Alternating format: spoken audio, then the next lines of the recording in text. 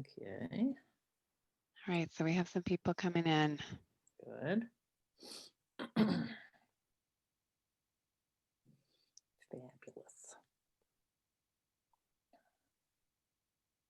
It was only like 6 or 8, right? I think so. Okay.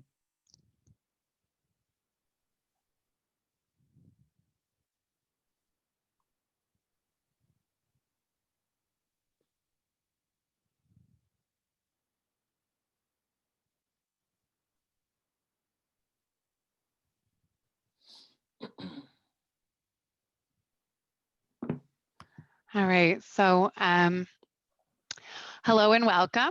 I'm Kelly Challen. I'm NESCA's Director of Transition Services, and I'm also the Assistant Director of the practice here. Thank you all for taking the time to join us for today's webinar, which is on supporting students with ASD during remote and hybrid education. And we're very fortunate today to have a wonderful presenter. This is Lucci. She's NESCA's Director of Consultation and also Psychoeducational Counseling Services. Just to cover some very brief housekeeping issues, we will have the Q&A session at the end of Dot's presentation. So you can hold your questions there, or you can submit them in the Q&A section at the bottom of your screen, and we'll answer them at the end of the presentation. Please only use the chat functionality if you're having technical difficulties or needing some assistance from me quickly. And with that, I'm going to turn the webinar over to Dot and hide myself here. Hello, everybody. I have to say, doing these webinars is a little odd. I'm used to presenting in person, obviously, and providing professional development in that capacity. But that's what all of you are doing, presenting virtually. Sometimes seeing people, sometimes not seeing people. I come to this presentation having been a gen ed teacher, SPED teacher, and a school psychologist, and currently I'm doing a lot of consultation and psychoed counseling. So I've worn lots of different hats on my journey. And one thing I've learned is that we have to approach educating ourselves and our kids with some level of gentleness, especially during this COVID time. Anyway, let's get on the same page here. So for hybrid learning, we're really talking about doing synchronistic learning where you are presenting to students in a class, and then there are kids online viewing that lesson live. In-person learning is exactly what it sounds like. You're in your class, you're in small pods, everyone's wearing masks. And then that virtual and remote, every district is sort of defining this a little bit differently, but there's the asynchronistic where you're recording your lessons and then students are viewing them at their own pace, they're pre-recorded, things like that. When you're doing those though, you could be using things like Twitter chats and discussion boards and having kids be engaged. And then the synchronistic learning, which I just described. So hopefully that's all sounds familiar to you guys. When I think about including students with autism, we have to keep in mind who they are. And I'm going to presume that all of you understand the words on this slide. Now, I can't see all of you. I don't even know what your faces look like. But kids on the spectrum have social challenges, they have communication challenges, behavioral challenges, the theory of mind and perspective taking, central coherence, not understanding the big picture, not seeing the forest through the trees, executive functioning challenges, everything from time management and initiation to organization and planning and etc. Then sensory challenges. And if you're not familiar with those, can you indicate for Kelly so she can then tell me I need to cover some of those in a little bit more depth? Do we have anything going on, Kelly? Nothing's coming in the chat. Okay. I think, you know, I think certainly central coherence and theory of mind are sometimes ones that might be less familiar. Well, for theory of mind, I will cover that one a little bit. Basically, it's the idea that all of us have different thoughts, feelings, and beliefs, and that those thoughts, feelings, and beliefs are what basically motivates us and has us being able to interact in the world appropriately and in sync with other people. And God forbid those thoughts, feelings, and beliefs can change. And then you develop a different way of approaching life. And that's really confusing for our kids on the spectrum.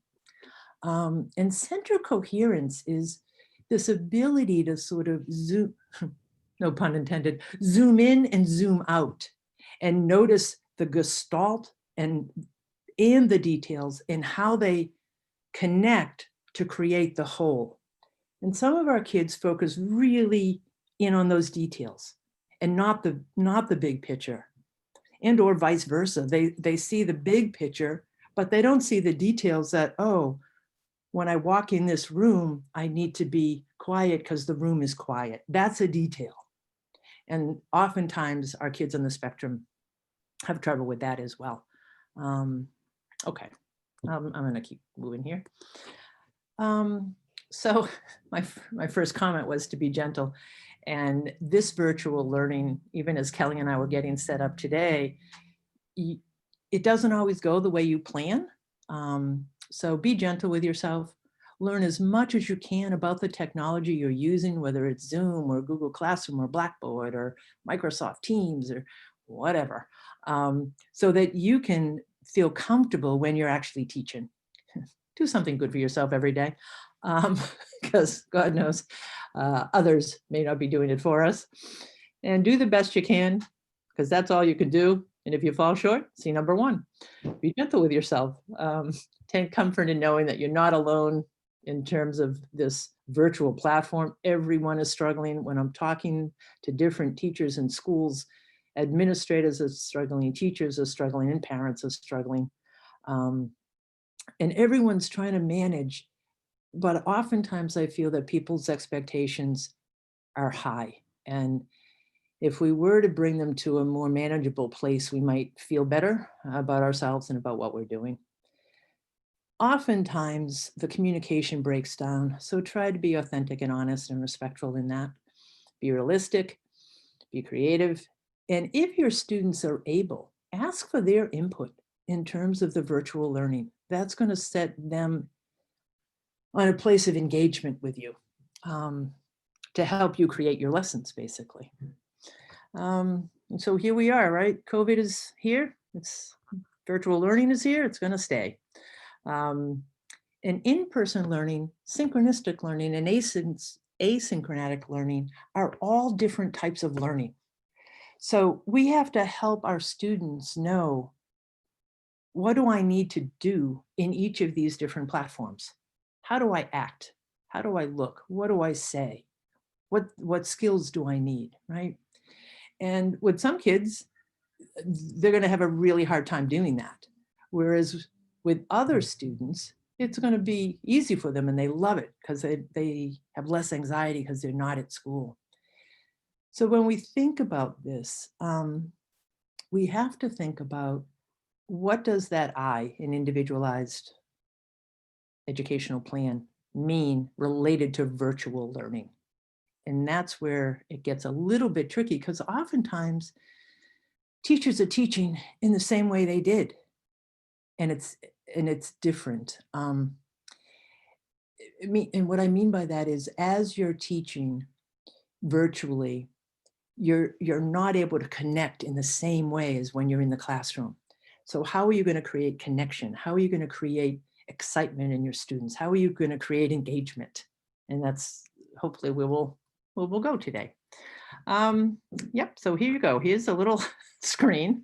And I don't know if you've seen this image before. It's off of whatever, Google.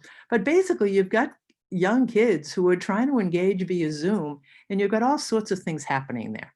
And so if you're trying to teach with this setup, it could be a little problematic. And then if you add the ASD component into it, Here you go. What do I pay attention to? How's my theory of mind playing out in all of this? What's going on sensorially? If I am one of the ASD students in the actual picture, meaning virtually learning, or am I one that's in the classroom? And am I paying attention to the gestalt, which is, the guy in the upper left-hand corner there teaching? Or am I going, oh, look, she's making a face. He's missing a tooth. There's books on that shelf. She's in the kitchen. Oh, what'd you say? I'm bored. This is stupid. So you're trying to teach. You're presuming you've got some attention happening there. And you may or you may not. It varies, right? But that's the difference between virtual learning. Most of these kids wouldn't be doing this in person. I'm going to go out on a limb and presume that. But basically, because of this different platform, they're engaging differently. Hence, we have to engage differently as the adults. Okay. So when you're thinking about trying to teach virtually, you're going to keep in mind the ASD manifestations, the social challenges, behavioral challenges, communication challenges, etc. Theory of mind, sensory needs, all of that. Then what is the student's strengths and challenges, and how are they going to play out in whatever lesson it is that you're teaching? The learning process for students with ASD, I'm going to put up on the next slide. So we'll talk a little bit about that. But what is their style? How do they learn? Do they need to move? Do they stand by their desk when they're in the classroom? Do they need to talk out loud when they're writing something? What is it that they're doing, right? And then I'm going to cover access, membership, and participation, the person, environment, and activity, attention, engagement, and then these three S's of self-awareness, social competency, and stress management. All of that, to me, goes into teaching, whether you're in person or virtually, and you're going to shift some of it based on the virtual platform. Okay. So the learning process for kids with ASD, whether virtually or otherwise, is basically this, that in many ways, we presume they don't have the same knowledge that neurotypical folks do, and they haven't gained it in the same way that neurotypical folks have, oftentimes. So we have to provide knowledge. We move to understanding. How are they showing us that? We embed practice. Then we embed experience with feedback connected to that practice. And then we move towards transfer and generalization of skills. So when we think about virtual, what does knowledge look like? What does understanding look like? What does practice look like? What does the experience with feedback look like? And how are they generalizing it? So, back in the spring when COVID hit, we all went virtual and we didn't even know what we were doing as the adults. So our own knowledge wasn't up to speed. Our own understanding wasn't up to speed. As we practiced, we learned more, right? And then we got some experience and feedback from colleagues and ourselves and what was happening to help us then transfer and generalize our skills. We need to do that same process with our students. All right, the PEA model.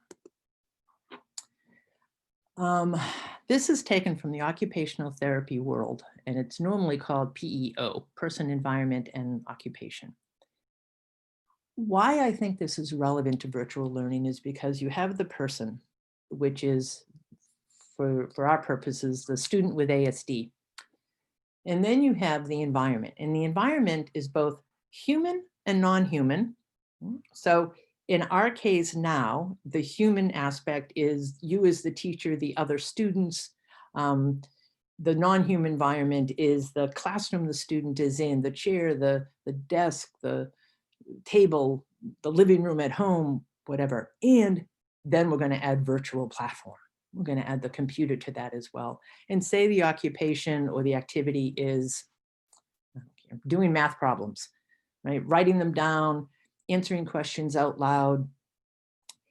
The student, if we go back to the person circle, the student with ASD is going to have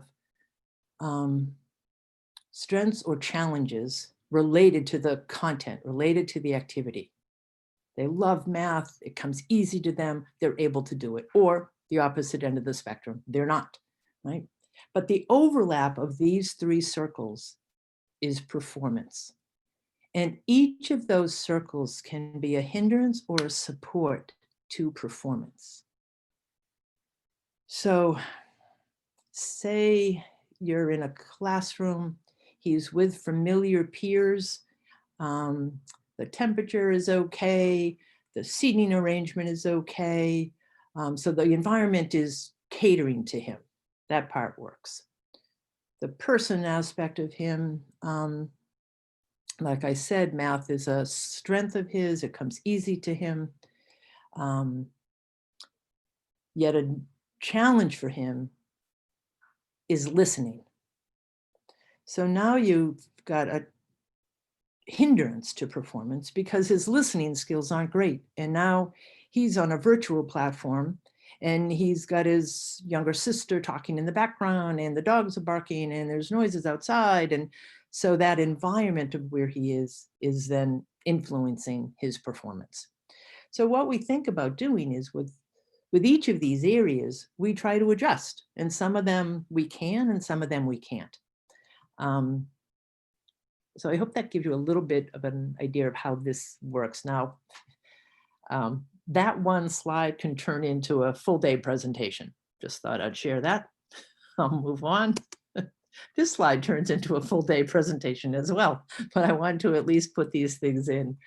AMP, Access, Membership, and Participation, is taken from a group in New Hampshire called Beyond Access. It's Cheryl Jorgensen, Michael McSheehan, and Ray Sonnemeyer. They have created wonderful tools and approaches, to including students with significant needs in general education settings. So when I think about consultation, this is a key part of what I talk about, because students have to be able to access the academics, the socials scene, as well as now the virtual environment. So this is for the teacher too. How do I create ways for students to access the curriculum, the relationships, and this virtual platform? For the student, I have ways that I can do this. I can be successful. And then participation. How do I scaffold for students so that they can participate? And as a student, I have ways of participating. Teacher, how do I create membership? How do I create belonging, a sense of equity and fairness? How do I include? How do I create this classroom environment that supports all learners? So whoops, sorry. Hold on. Oh. There should be another slide in there. Kelly and I were having technical trouble before this, so I apologize for that. There's a chart that goes with this that at the end, Kelly, do we make the slides available? We do, right? Yes, we can make slides available for people who registered through Zoom. Yeah, that's for people tuning in on Facebook, we wouldn't be able to do that, but we can for the Zoom attendees. Yes. Yeah, for the Zoom, so for the Zoom attendees, I will, I don't know where that slide just went, but I will put it in as a way to think through, how do you scaffold? How do you create access? And then how do you create belonging? Okay. All right. So access in virtual learning, obviously the technology stuff has to be dealt with, right? I mean, that's a given. I'm not going to get too much into this, but a lot of parents and students really don't know the ins and outs of things like Google Classroom or Blackboard without being instructed in that. So build that in. For students who use their device for enjoyment and gaming, we have to be really clear what screen time is and when they're using it for what.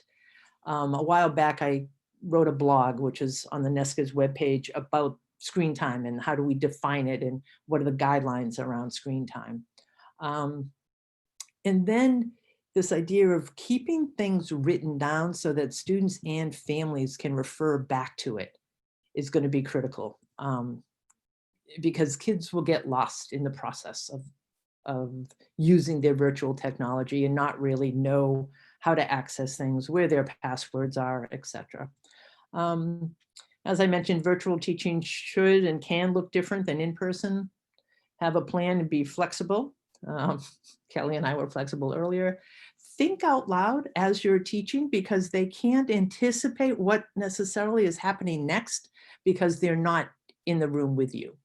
And then create more opportunities for student involvement, because we want our students engaged. So how will they engage? Will you poll them? Will they answer questions? Will they chat with you? Things like that. And then, as I mentioned earlier, think deliberately about those IEP goals, because the accommodations might need to look different based on remote learning. Okay. So again, many kids will define school as a place, right? But it's not. Now it's on the computer. So you have to help them understand that. That can be done via social story and other tools. But basically, make sure they know that now school is online. Make the connections from what it looked like in person to remote. What's the same? What's different? Teach the rules of virtual learning. I just pulled that off the web, Zoom ground rules, because we need to have the kids get into set so that they have the knowledge, the understanding, and then can move forward. What theory of mind skills will they need virtually? They might not be aware that, especially if they're using gallery view on Zoom, for instance, that everybody can see everybody else. And if a student comments to them about their dog that just walked behind them, but our ASD kid's looking at the computer, he's not going to make that connection. That, oh, my dog just walked past me, because of perspective taking and theory of mind. So clarify all of that. You might want to not have gallery view. I have made that recommendation to a lot of folks, have the students use speaker view. Make sure there's parental controls on devices. Again, that's not your call as educators, but for parents. If you can preview your group lessons, that's going to help your ASD students be a more active, engaged participant. Record lessons for later viewing, even if they're not meant to be recorded, because that repetition is going to help your kids with ASD. Follow along guides, mini schedules, visual support, social stories, power cards, all sorts of tools that were probably used in the classroom need to be then transferred virtually. Okay. Membership and participation. When we think about this, this is really, how do we create this caring community virtually?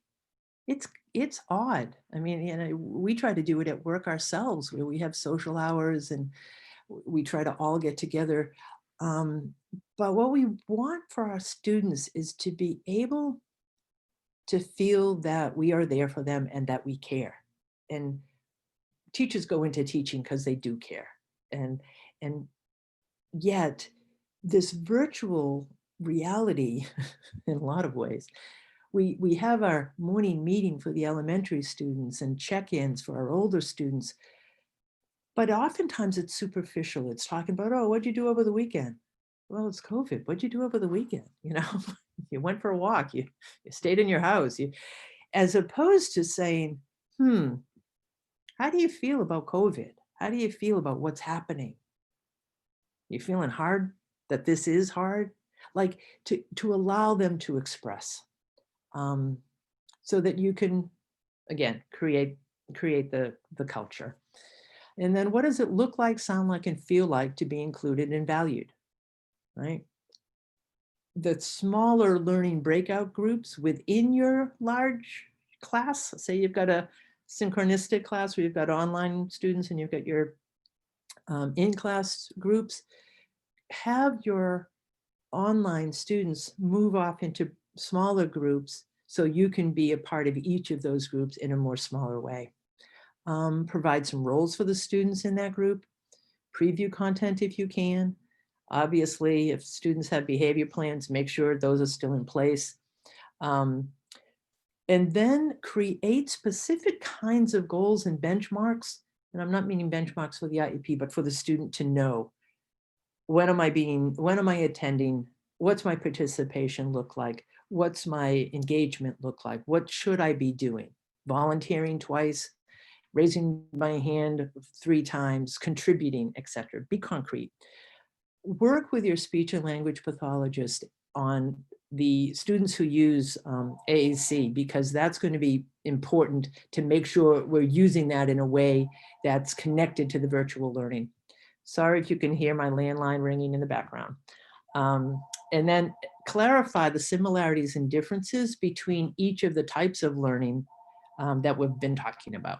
So that, again, the kids know what the difference is. Okay, that's the slide I was referring to earlier. When you bring access, membership, and participation to life, this is what it looks like. That all students are learning blank, whatever the content is, by participating in blank. So what does that look like? They're learning algebra and they're participating in it by doing what? Writing answers down, raising their hand, volunteering, writing on their screen so you can see it. And then what are the students doing to participate? So the ASD student may be doing something similar or not. He might need to do an alternate form. What does that look like? What supports will it take for that student to do that? And what kind of planning and prep do I need to make that happen? All right, and then attention. If you have students who are attentionally challenged, then the first goal is going to be, how do you attend to a screen? How do you pay attention to this virtual learning? All right. How do you gain attention? How does it translate virtually from in-person learning to virtual learning? Did he get a tap on the shoulder when he was in school? Did you walk by his desk and that proximity helped him to attend? What methods will work virtually? You can't walk past his desk then. So how will you get him to attend? Private chats might be one way of going about doing that. Having a prompt come up for him on his screen when he's drifting and you notice that. Using visual supports, helping him to know that he should be attending, right? And then the range of visual supports from mini schedules, transition boards, if-then boards, first, later, timers, all sorts of ways to help students understand the passage of time, because remember, their executive functioning isn't great. Their sequencing and organizing isn't great. Their planning isn't great. So they need these tools to help them plan on what that lesson is going to look like. And what is their participation and attention in, say, a 30-minute lesson or a 40-minute lesson? How does the behavior plan connect virtually? You can also do things like whole group mini check-ins, where students, you know, whatever, 20 minutes into a lesson, 10 minutes in, 5 minutes in, they indicate where their attention is on a scale of 1 to 3. All of this would have to be pre-taught, but you want to make sure you're holding them in your lesson. And if not, then you shift gears a little bit and you then shift into, I noticed out of 8 of you, 5 of you say you're kind of bored, and you're out of 3, you're not really paying attention. I wonder what I could do differently. I wonder what you could do differently. Let's take a minute and think about that. Let's take a few seconds. Then you toss out some ideas. They, get up from the table and do a couple of laps, whatever. And you have those conversations. Okay. And then a mindful minute, chill out, take some deep breaths, zone in, pay attention. Help families create a school place at home or environment at home. And then transfer power. If some parents need to be with their kids, then that should be deliberately done. Parents and kids should be a part of the lesson, where you are saying to the kids, okay, your moms, your dads, your nannies, whatever, are now going to be able to help you learn, because I can't be there, because I'm only there sometimes, because you're only here Tuesdays and Thursdays or whatever. And then you transfer power. about what it will look like when they are teaching their kids or they're prompting them and things like that. And what are the rules that they're going to follow? Hopefully that makes sense. For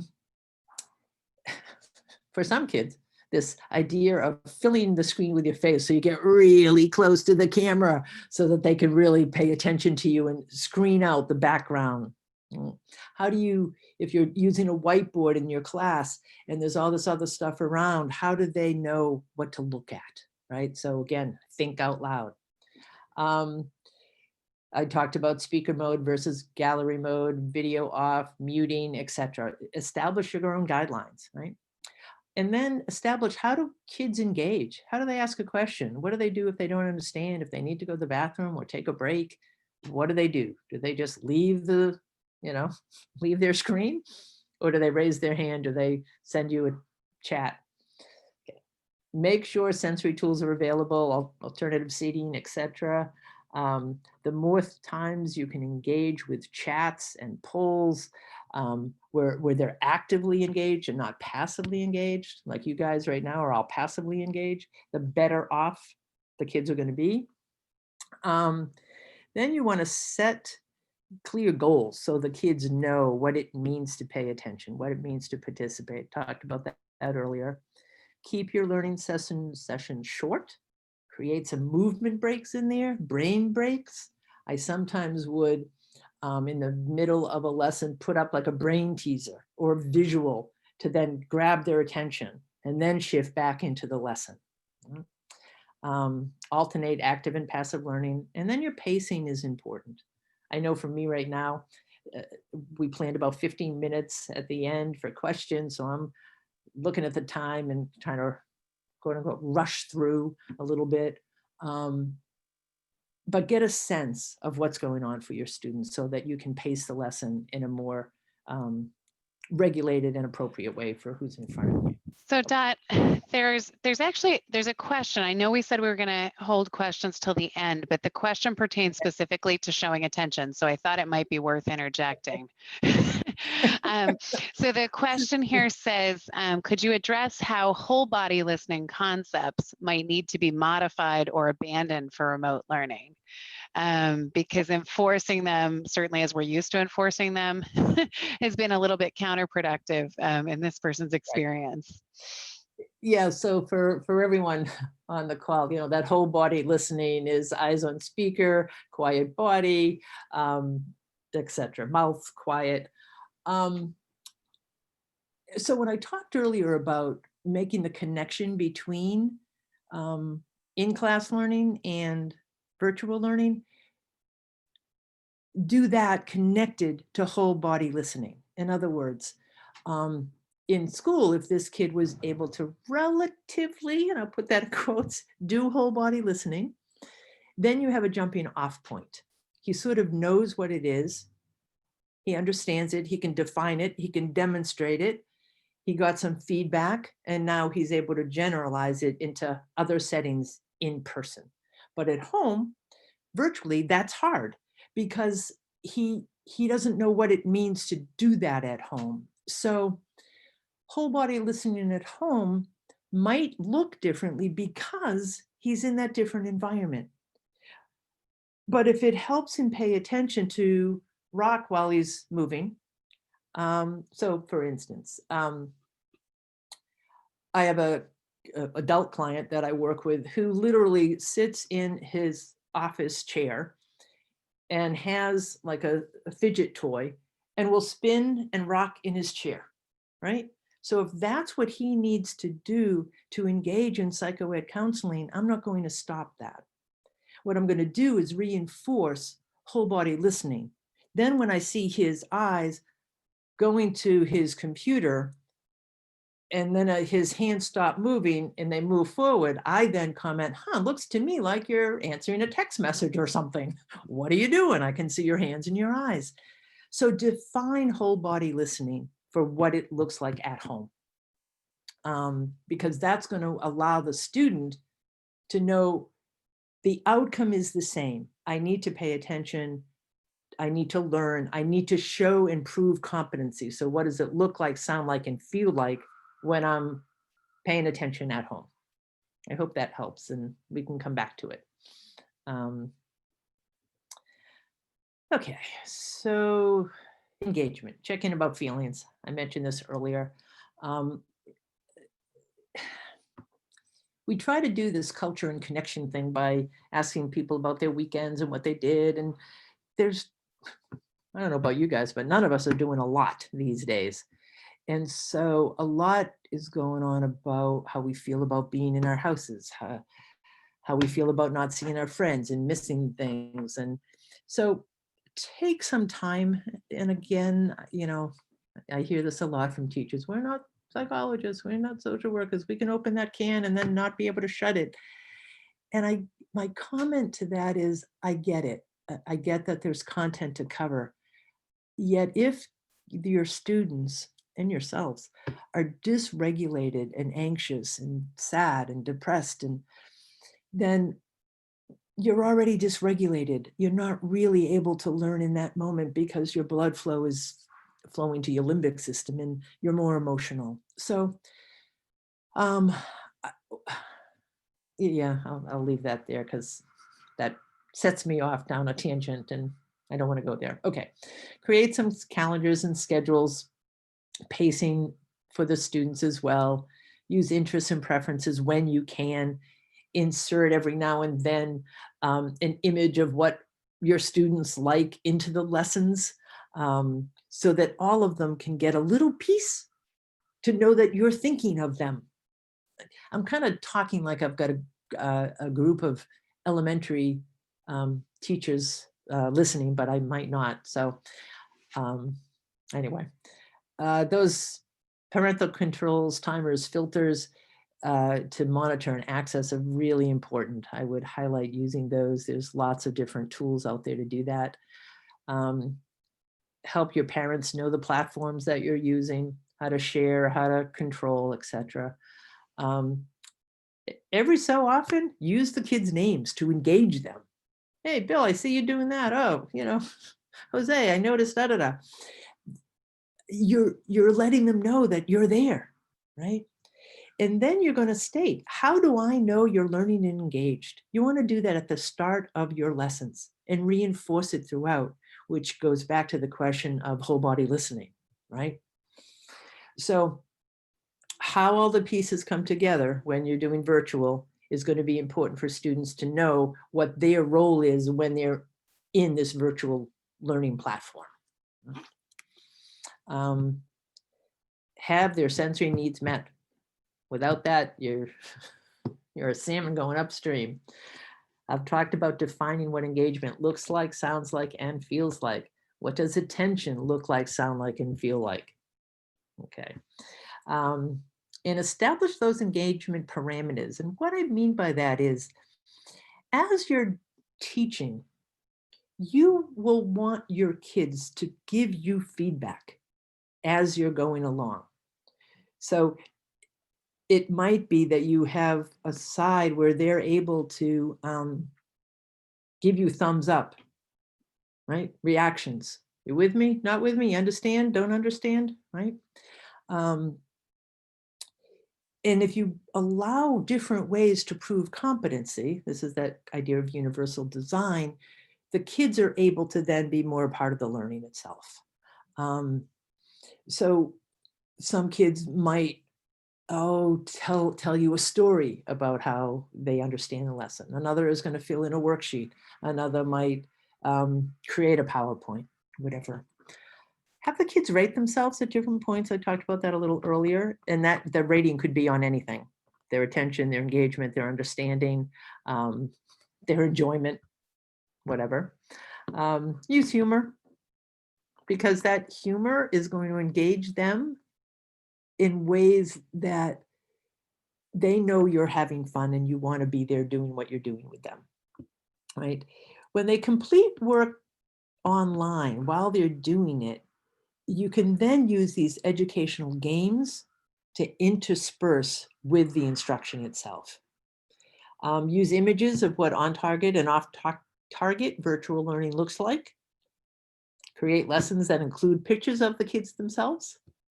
For homework, they could do a fun activity virtually with a classmate. Your live lessons, you can record them, have kids watch them later, use closed captioning, all sorts of ways to bring kids into the learning itself. So what I've tried to do is just give you some ideas about ways to engage, ways to gain attention, ways to access, be a member, and participate. And I rushed so much, I finished early, which is highly unlikely for me, um, as Kelly will tell you all. So I'm going to open it up now for questions or comments to anything I said, and I can go back to any of the slides that I used with earlier in terms of person, environment, and activity, or AMP, and we could review those as well. So I have, I'm not seeing any additional questions yet here, but we do have some questions that have come in from Facebook because we're streaming on Facebook. So one of the questions just has to do with, this is coming from a parent, how do we think about just keeping the students' stamina going for online learning each day and for the long haul, especially as we head into winter? Yeah, stamina is something that when I talk about pacing and the environment itself, all of us are going to be needing exercise. We're going to need movement. We're going to need engagement to help us engage. So for every student, that looks different. The example of the young man I gave with the office chair, if we're trying to have the kids sit perfectly still during online learning, that's not going to work. So when I talk about schedules, how do you create a schedule that helps the student get energized prior to virtual learning, prior to sitting down? Because we want the kids to have the energy to engage. And, if we have one day of all virtual learning, for some students, that's going to be really difficult. So that's where I talked earlier about recording the lessons so that the students don't have to sit virtually for 3 hours. Instead, they can look at that lesson at a different time. And that has to be worked out with teachers and parents all on the same page and figuring out together. That's where the communication comes in on what will really help this student given this environment. And it's going to look different for everyone. So there's, again, with kids on the spectrum, there's not a cookbook. There's not a direct way to address stamina. It's going to look different for everyone. The sensory needs have to be met, though. Food has to be met. Energy has to be met. Sleep has to be met, like all of those types of things. And, if a kid needs to move, then set the iPad up and let him do it on the treadmill. Let him do it while he's, riding a bike inside, because that's going to help him be able to attend because he's moving. And it is different. And that's what I mean by helping kids to recognize that we are now in a different way of going to school. Going to school means virtual learning. School means computer. And that knowledge with support, hopefully, will help the kids be able to engage and have more stamina for virtual learning. So. And then I'm not sure if this is a question specifically as an educator or parent, but it says, how do we keep social connections going, especially on asynchronous days? Well, yes. And I think many of our kids are striving and longing for social connection, even our ASD kids. And so that's where I was talking about creating homework lessons for activities that can happen virtually with each other. So the social connection part, everyone has to be at their own comfort level of being in person, not in person, going for walks, playing in the park. Each of these things take on their own meaning depending upon, you know, what the guidelines are and rules are in the city and town you live in, how close you are to the to each other in terms of classmates and connections, working as a community of parents, or as, excuse me, the pods that are being created. You know, there's ways to create social connection that isn't, what do I want to say, that isn't like it used to be, but that is now the way it can be. So, you know, playing games online with each other, connecting through social time with each other, playtime. The blog I wrote I don't even know, a couple of months ago on screen time use, right? What does it look like when I'm on screen time with my friends and we're gaming? Oh, I can be in my PJs, I can be lounging in bed, but when I'm in school, I can't, right? Some guidelines like that. When I'm socially connected to my peers, we're playing Pictionary online. We're going to the park. We're engaging in distant activities, but close. So yeah, the social piece for a lot of us as the winter comes upon us here in Massachusetts has a lot of people worried. You know, adults are worried who are single and, you know, aren't in a relationship and are worried about not being able to get out. And I think for our kids, we want to normalize their feelings around all of this because all of us have them, right? So how do we support our kids in their sadness of not being able to go and play, yet also help them to understand that play looks different now, being social looks different now, and it's okay because it is what it is. Like even with Halloween coming up, if you guys, you know, if you practice Halloween or whatever, like it's going to look and feel different. And that's okay. So we want to help help our kids understand all of that as best as we can based on their developmental levels, their cognitive levels, and what they're capable of engaging in. So. Great. And this is certainly a difficult question, but how would you address remote learning refusal?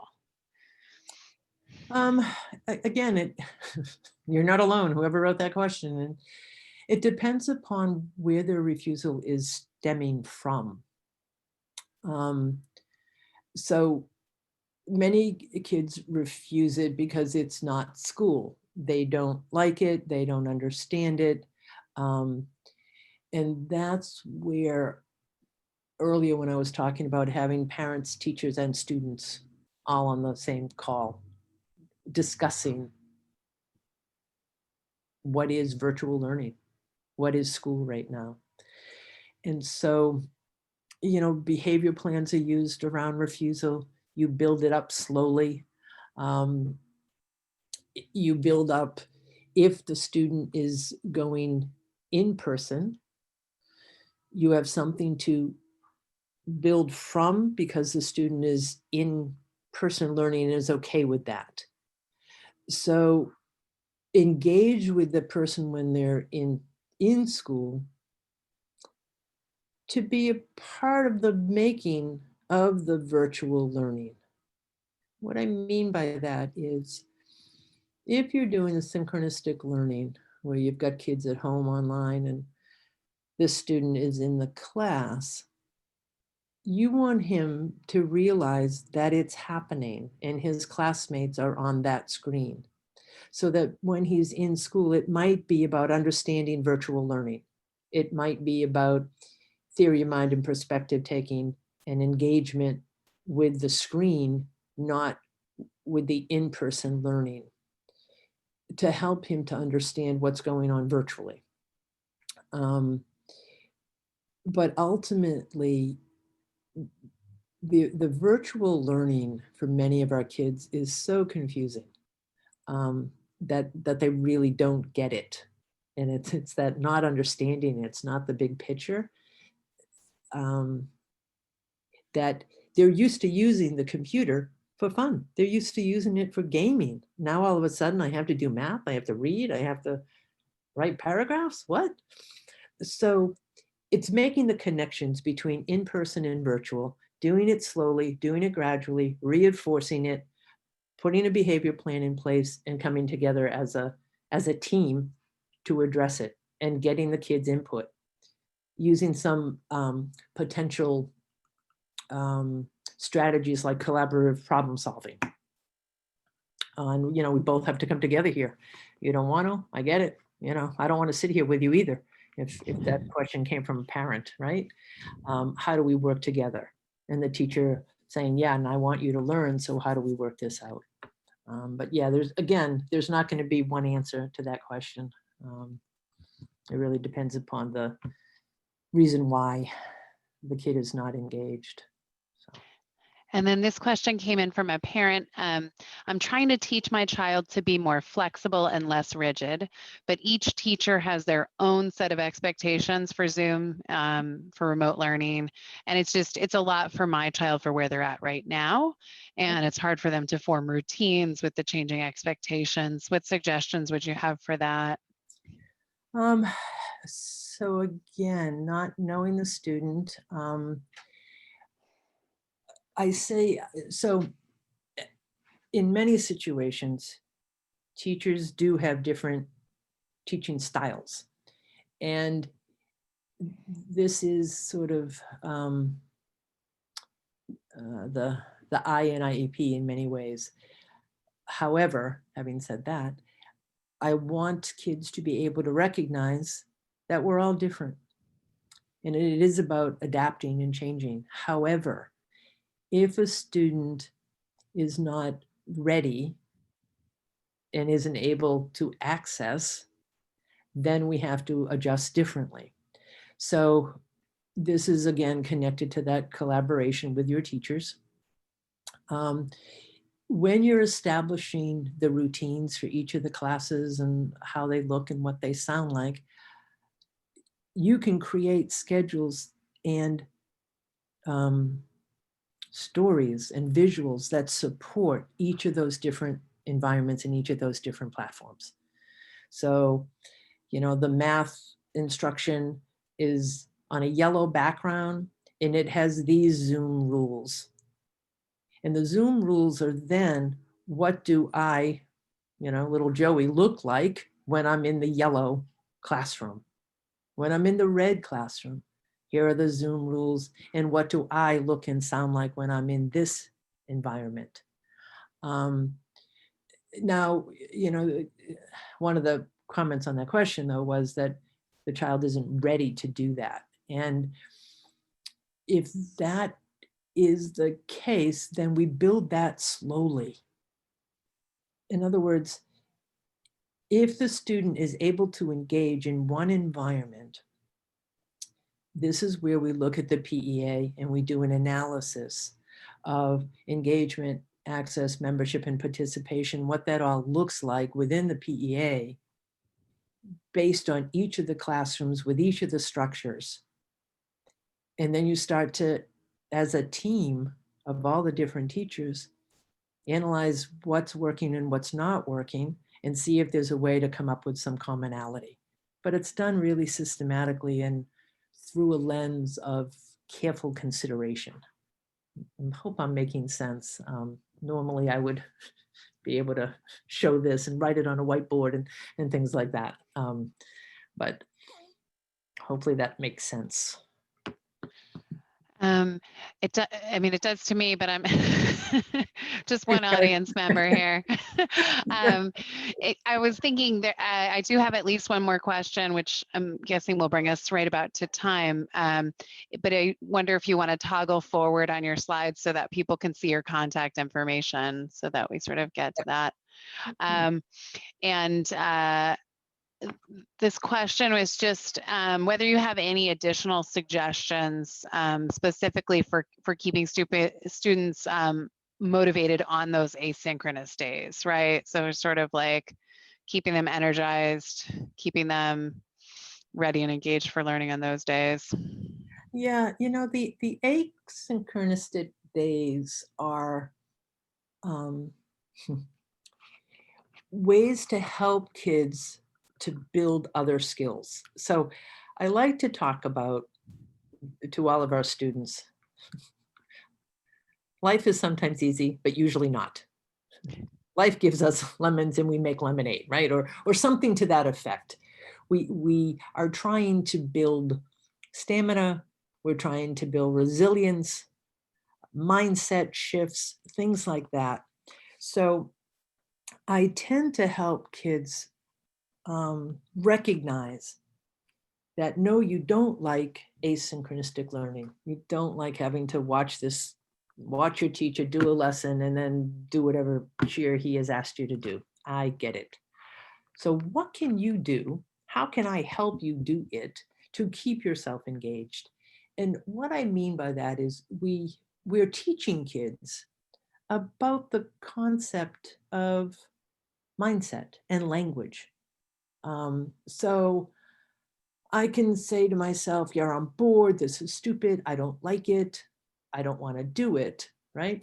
I can also say to myself, yeah, this is stupid, but I'm learning how to develop stamina. I'm learning how to push through. I'm going to do 2 now, get a brownie, come back and do 2 more. So you're working in motivations, you're working in behavioral plans and ideas, but you're teaching your kids about these words. And there are plenty of materials, books out there on mindset and having a growth mindset and trying things that are hard that you don't like to do and developing resilience and optimism and flexibility. So a concrete example to flexibility is years ago when I was teaching, I actually had a student who was really, really rigid. And I introduced the concept of flexibility with like the old Gumby, the little green guy that would move around, sort of rubbery and could bend and flex, and then a rigid object, right? And I said to him, throughout the day, your behavior plan is, I'm going to say something that may or may not be true. And you have to practice your sort of relaxation techniques and flexibility techniques to understand that you're learning about being flexible. So I would say things like, oh, we're not going to go outside today because blank. And he had to do something within 3 seconds or 10 seconds that showed me that he was practicing taking a deep breath and not flying off the handle and not getting upset.